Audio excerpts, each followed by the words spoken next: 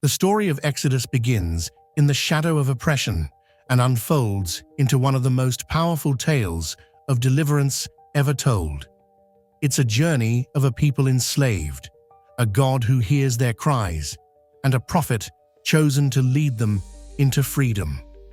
Exodus is not just a story of the past, it is a timeless narrative of hope, redemption, and covenant.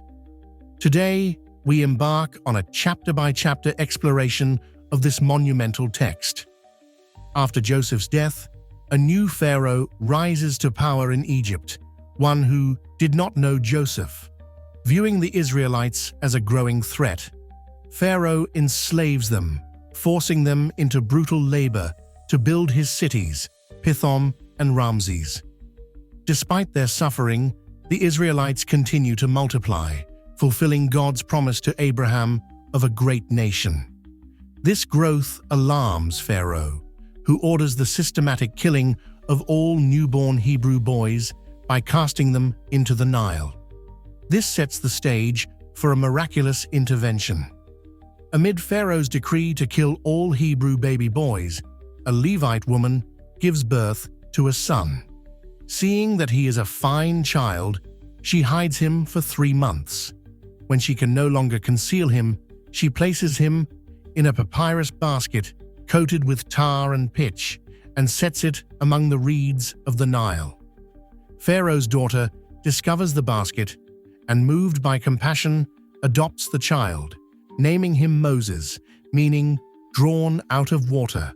In an act of divine providence, Moses' sister Miriam arranges for their mother to nurse him, ensuring that he is raised with knowledge of his Hebrew heritage even as he grows up in Pharaoh's palace. As an adult, Moses witnesses the harsh treatment of his people. One day, he kills an Egyptian who is beating a Hebrew slave. Fearing for his life after Pharaoh learns of the incident, Moses flees to the land of Midian. There, he marries Zipporah, the daughter of a Midianite priest named Jethro, and begins a new life as a shepherd. While tending Jethro's flock near Mount Horeb, Moses encounters a burning bush that is not consumed by fire. From the flames, God speaks, "I have indeed seen the misery of my people in Egypt. I have heard them crying out because of their slave drivers, and I am concerned about their suffering. So I have come down to rescue them and to bring them into a good and spacious land." God commands Moses to return to Egypt and lead the Israelites out of bondage. Moses is reluctant, questioning his ability and authority. God reassures him, saying, "I will be with you," and reveals his name, "I am who I am," YHWH, signifying his eternal and unchanging nature.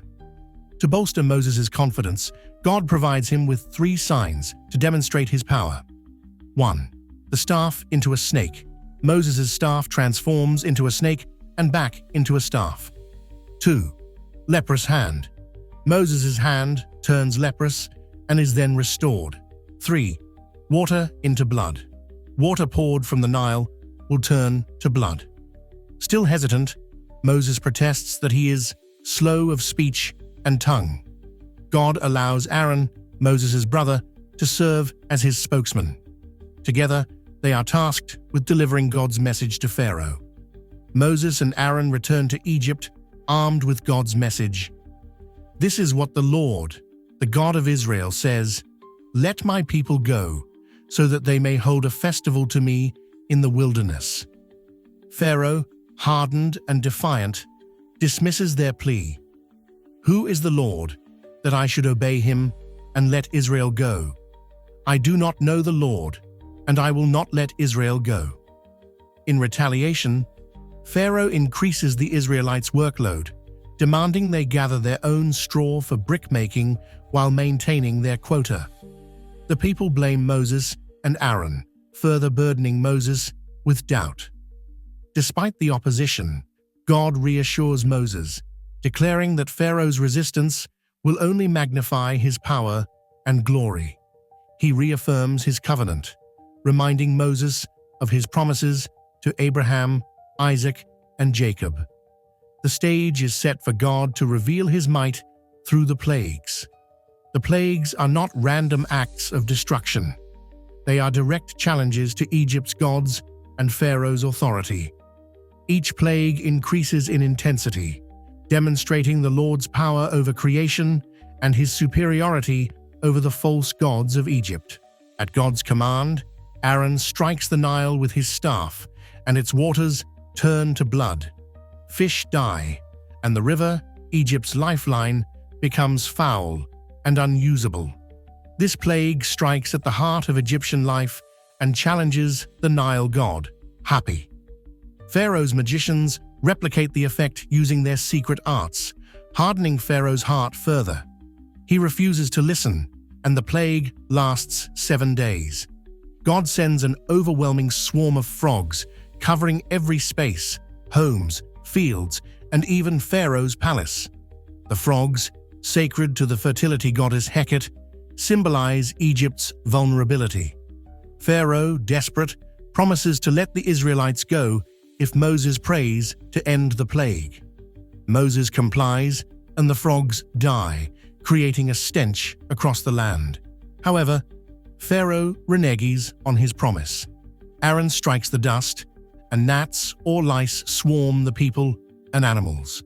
This plague demonstrates God's control over even the smallest elements of creation. The magicians fail to replicate it, admitting, "This is the finger of God." Still, Pharaoh's heart remains unyielding.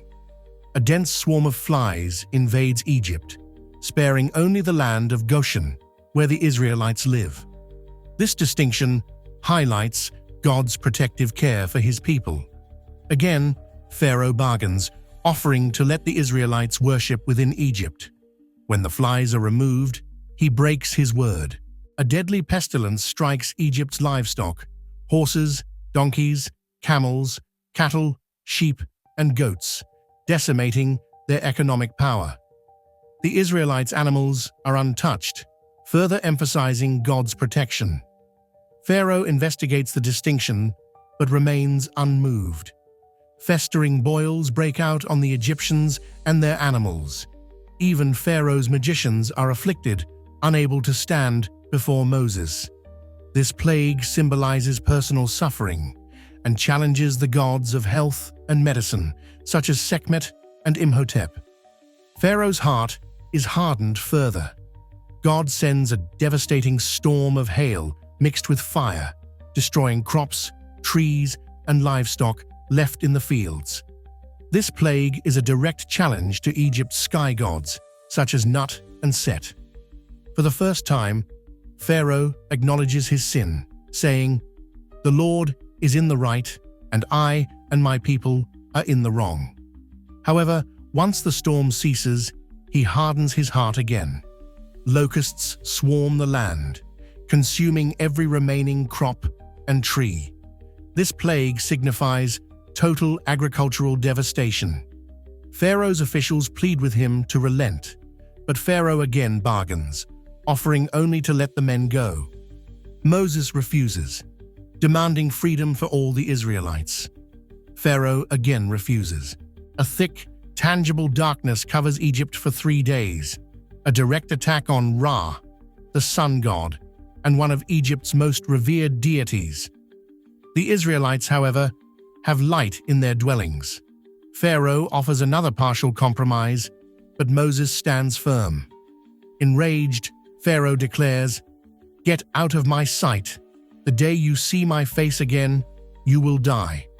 The final and most devastating plague is announced. Every firstborn in Egypt, from Pharaoh's heir to the lowest servant's child, will die. The firstborn of the animals will also perish. This plague is a direct affront to Pharaoh himself, believed to be a god, and to the Egyptian goddess Isis, protector of children. God instructs Moses to have the Israelites prepare for this event by marking their doorposts with the blood of a lamb. This act of obedience will protect them when the destroyer passes through Egypt. This preparation becomes the foundation for the Passover. As the final plague looms, God establishes the Passover as a lasting ordinance for the Israelites. Moses conveys detailed instructions. 1. The sacrificial lamb. Each household must select a year-old male lamb without blemish. The lamb is to be slaughtered at twilight. 2. The blood on the doorposts. The blood of the lamb is to be smeared on the doorposts and lintel of each home. This blood will be a sign for the Lord to pass over the house, sparing its inhabitants from the destroyer. 3. The meal.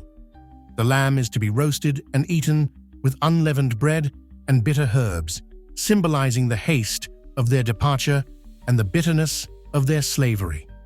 4. Readiness to leave. The Israelites are to eat the meal fully dressed, sandals on their feet, and staff in hand, ready to leave at a moment's notice. The Passover becomes a sacred tradition, commemorating God's deliverance for generations to come. At midnight, the Lord strikes down every firstborn in Egypt, from Pharaoh's son to the captive in the dungeon, and even the firstborn of the livestock. A great cry rises from Egypt, for there was not a house without someone dead.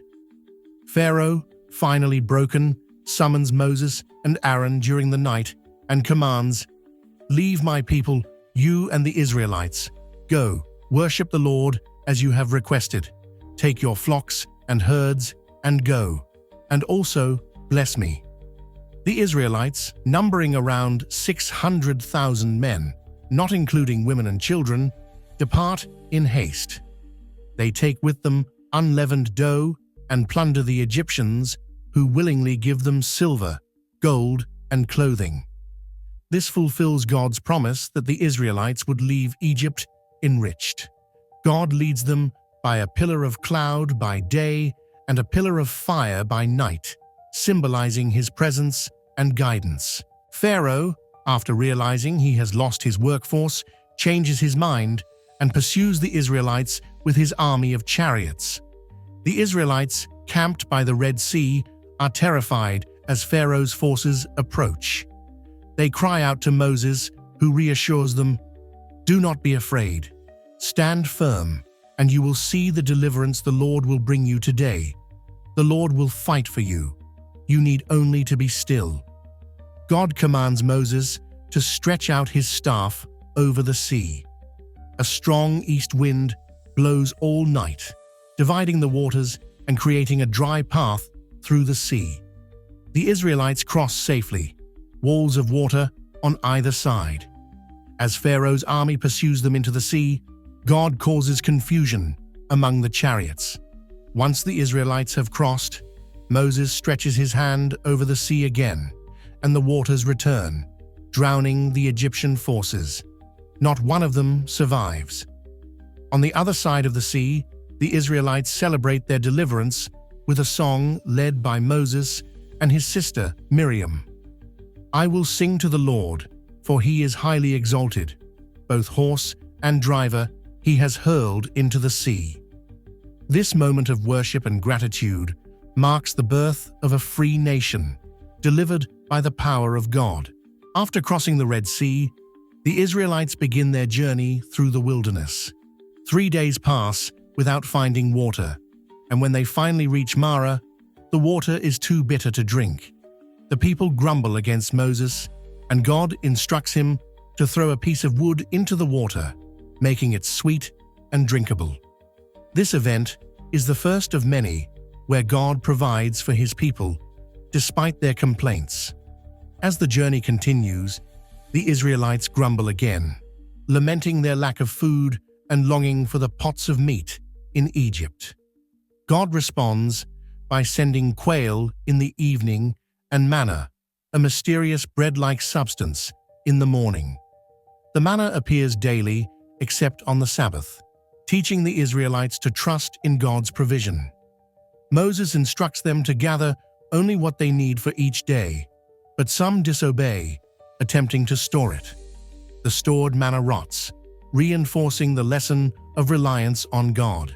At Rephidim, The Israelites face another crisis, a lack of water. The people quarrel with Moses, accusing him of bringing them into the wilderness to die of thirst. God instructs Moses to strike a rock at Horeb with his staff, and water gushes forth. This miraculous provision cements God's role as their sustainer in the harsh desert. The Amalekites attack the Israelites at Rephidim. Moses appoints Joshua to lead the army, while he stands on a hill with the staff of God.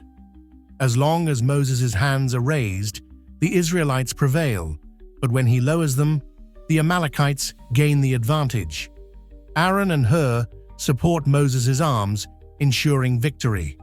This event demonstrates the importance of leadership, faith, and unity among the people.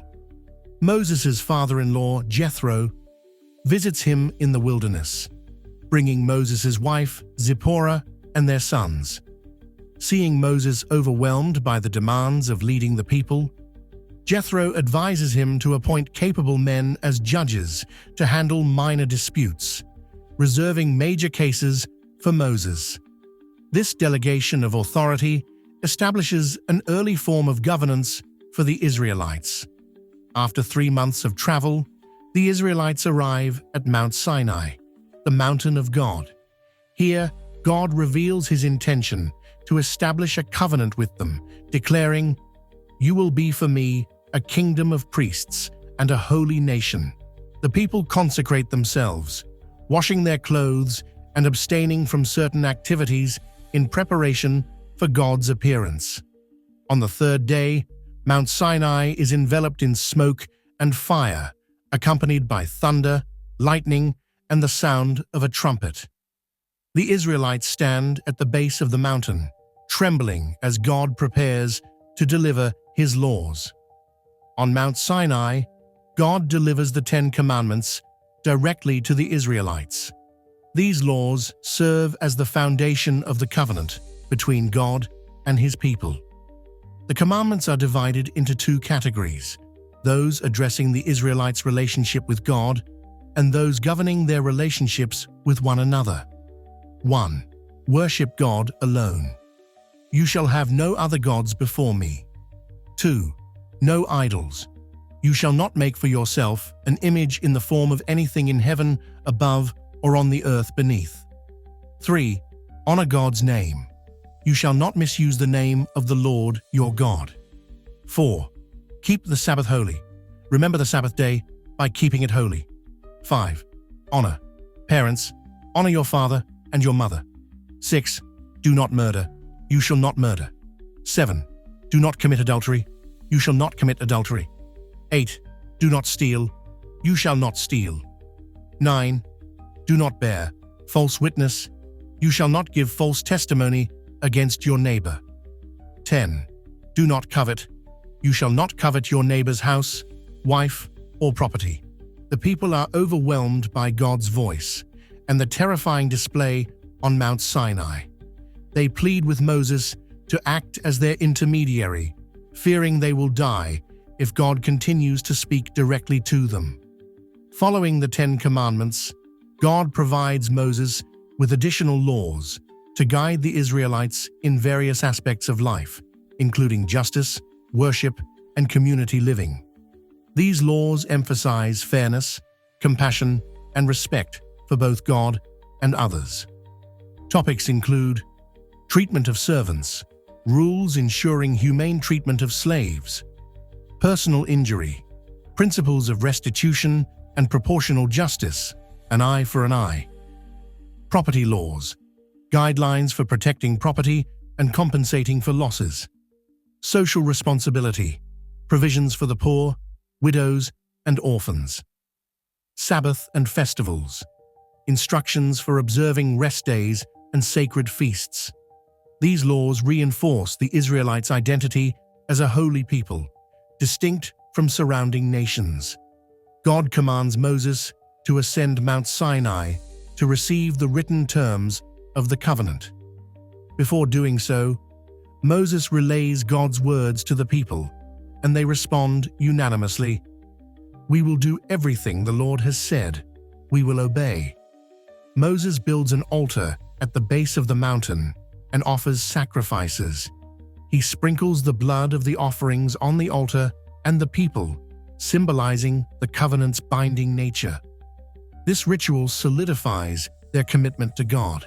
Moses, along with Aaron, Nadab, Abihu, and 70 elders, ascends partway up Mount Sinai. There, they behold a vision of God's glory, described as a pavement of sapphire beneath his feet. Only Moses is invited to ascend further, entering the cloud of God's presence to receive the tablets of stone inscribed with the 10 Commandments. Moses remains on the mountain for 40 days and nights, receiving additional instructions for the construction of the tabernacle. While Moses is on Mount Sinai for 40 days, the Israelites grow restless. They approach Aaron and demand, "Come, make us gods who will go before us." Aaron succumbs to their pressure and collects gold from the people, fashioning it into a golden calf. The Israelites proclaim, "These are your gods, Israel, who brought you up out of Egypt." They hold a festival, offering sacrifices and engaging in revelry around the idol. This act represents a profound betrayal of their covenant with God, breaking the very commandments they had vowed to obey. On the mountain, God informs Moses of the people's idolatry, expressing his anger and intent to destroy them. "Now leave me alone, so that my anger may burn against them, and that I may destroy them. Then I will make you into a great nation." Moses pleads for mercy, reminding God of his promises to Abraham, Isaac, and Jacob.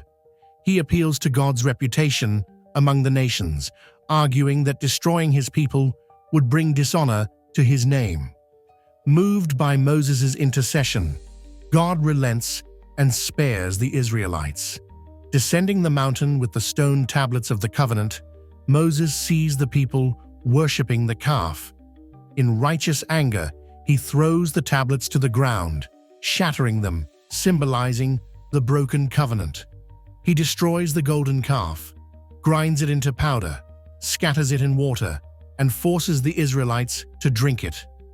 Moses confronts Aaron, who weakly defends himself, blaming the people and claiming the calf came out of the fire by itself. Moses then calls for loyalty to God, and the Levites respond. At Moses' command, they carry out God's judgment, killing about 3,000 people involved in the idolatry. The next day, Moses returns to the mountain to plead with God again. He offers himself as a substitute for the people's sin, saying, "Please forgive their sin. But if not, then blot me out of the book you have written." God rejects Moses' offer, but assures him that he will punish those who have sinned when the time comes. God commands Moses to lead the people toward the promised land, but warns that he will not go with them directly, lest his presence consume them because of their sin. The people, recognizing the gravity of their actions, mourn deeply, determined to secure God's favor.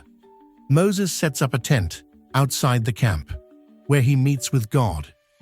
In these intimate encounters, Moses speaks with God face to face as one speaks to a friend.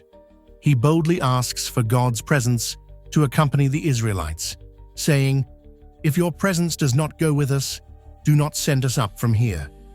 God agrees, saying, "I will do the very thing you have asked, because I am pleased with you and I know you by name." Moses then asks to see God's glory. God grants his request, but warns, "You cannot see my face, for no one may see me and live." Instead, God places Moses in a cleft of the rock, covering him with his hand as his glory passes by. Moses sees God's back, but not his face. God instructs Moses to chisel 2 new stone tablets to replace the ones he broke. Returning to the mountain, Moses witnesses God's self-revelation as he proclaims his name. The Lord, the compassionate and gracious God, slow to anger, abounding in love and faithfulness, maintaining love to thousands, and forgiving wickedness, rebellion, and sin. Yet he does not leave the guilty unpunished.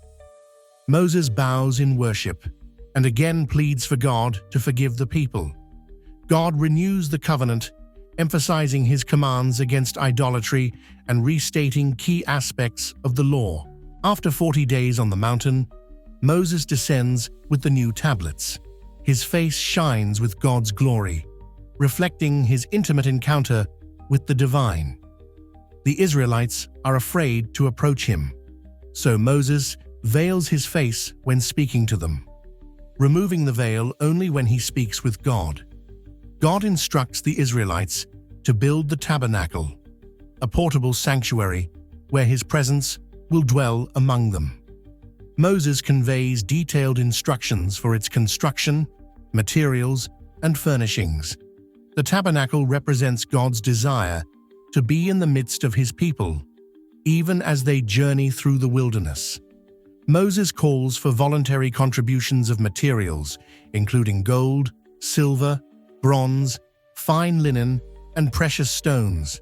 The people respond with overwhelming generosity, bringing more than enough to complete the project. This marks a significant shift in their behavior, demonstrating their renewed commitment to God. God designates Bezalel from the tribe of Judah and Oholiab from the tribe of Dan as the chief craftsmen. Filled with the Spirit of God, they possess wisdom, understanding, and skill for the intricate work. Together with other skilled workers, they oversee the construction of the tabernacle according to God's exact specifications. The tabernacle is built with precision, reflecting God's detailed instructions. Key elements include the Ark of the Covenant, a gold-covered chest containing the tablets of the covenant. The ark is topped with the mercy seat, where God's presence will dwell. The table for the bread of the presence, a gold-plated table to hold the sacred bread, symbolizing God's provision. The golden lampstand, a 7-branched lampstand, representing God as the light of his people. The altar of incense, a golden altar for burning incense, symbolizing the prayers of the people rising to God. The bronze altar, a large altar for sacrifices, placed in the courtyard. The bronze basin, a basin for the priests to wash before performing their duties. The tabernacle structure, curtains of fine linen, embroidered with cherubim, form the inner sanctuary. The outer structure is covered with layers of animal skins for protection. Special garments are made for Aaron and his sons, who will serve as priests. These include the ephod, a vest-like garment with onyx stones engraved with the names of the 12 tribes of Israel. The breastpiece, a square pouch adorned with 12 gemstones, each representing a tribe. The turban, a headpiece inscribed with the words, "Holy to the Lord." These garments emphasize the sacredness of the priesthood and the priest's role as mediators between God and the people. Once the construction is finished, the Israelites bring the completed tabernacle to Moses, who inspects it and blesses the people. The project is completed exactly as God commanded. When the tabernacle is set up and anointed, God's glory descends upon it in the form of a cloud. The cloud covers the tabernacle by day and becomes a pillar of fire by night, signifying God's presence with his people. Moses cannot enter the tabernacle because of the intensity of God's glory. From this point on, the cloud guides the Israelites, moving whenever they are, to break camp and journey onward. The book of Exodus ends with a powerful image of God dwelling among his people. The journey from slavery to freedom, from idolatry to worship, and from chaos to order has been completed. The Israelites are now a covenant people, with God leading them toward the promised land.